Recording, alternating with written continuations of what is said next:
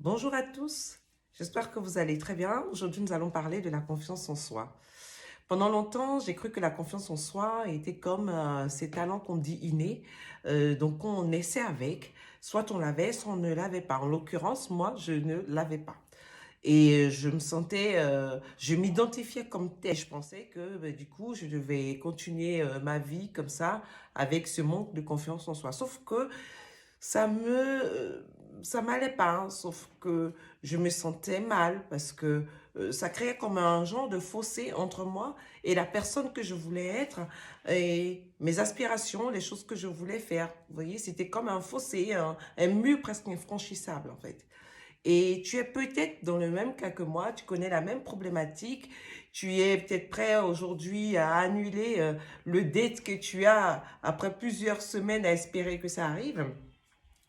Peut-être que ta présentation, tu n'oses pas la faire et du coup, tu vas la refiler à un collègue pour que lui fasse la présentation et tu te sens mal. Tu te sens mal parce que tu n'arrives pas à rencontrer les gens que tu souhaiterais rencontrer, aller dans les endroits qui te feraient plaisir, faire des choses qui auraient un sens pour toi et qui t'apporteraient de l'épanouissement.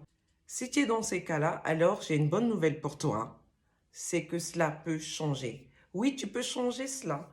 Mais attention, ça ne se fera pas par miracle ou à coup de baguette magique. Ça changera parce que tu auras décidé de le faire changer. Donc, il faudra un engagement, une implication de ta part. La confiance en soi est comme un muscle, je dirais même est un muscle. Et comme je l'ai souvent entendu dans mon enfance, un muscle qui travaille s'hypertrophie, tandis qu'un muscle qui ne travaille pas s'atrophie. Alors, il faut travailler sa confiance en soi. Comment travailler sa confiance en soi? En faisant des petits challenges au quotidien.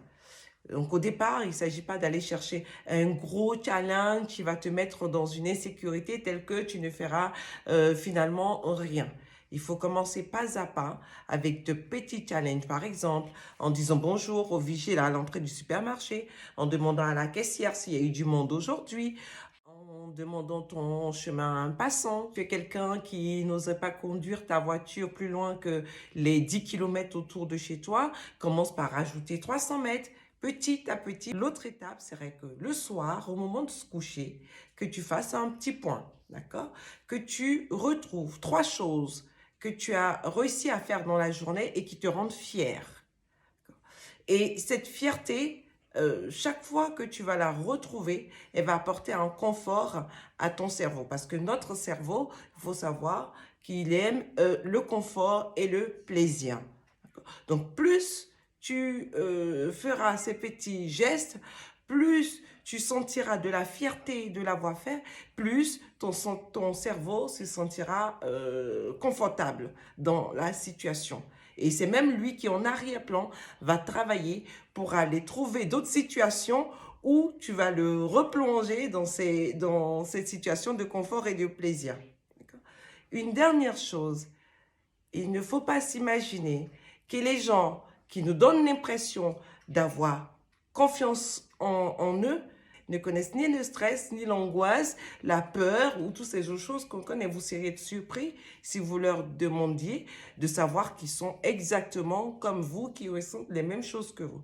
La différence entre vous et eux, c'est qu'à un moment donné, ils ont pris l'option du courage. D'accord? C'est comme un enfant à qui vous donnez un costume de super-héros. Regardez l'attitude de cet enfant.